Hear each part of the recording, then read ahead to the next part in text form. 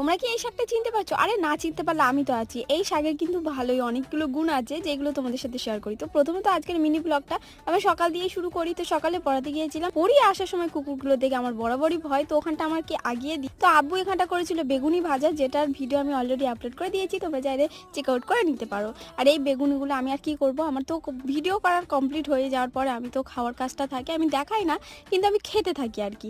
তারপরে গিয়েছিলাম শাক তুলতে। মা অ্যাকচুয়ালি আজকে শাকের বড়া করবে। এটা হলো তেঁতু হিমচে, যেটা আমি খুব খাই। অ্যাকচুয়ালি আমি শাক খেতে প্রচণ্ড ভালোবাসি। তাছাড়াও এই শাকের নাম তেঁতু হিমচে কারণ এটা তেতো অনেকটা, কিন্তু বড়া করার পরে না অনেকটাই টেস্টি হয়, যেটা অনেকটা সুন্দর হয়। তো তারপরে দুপুরবেলা আমরা খেতে বসেছিলাম।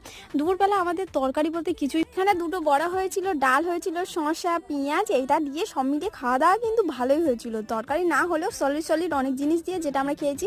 তো বিকেলে একটু DIY করেছিলাম, যার ভিডিও খুব তাড়াতাড়ি আসছে। রাতের খাওয়ার কমপ্লিট করে ভিডিও কেমন হয়েছে জানাবে। টাটা।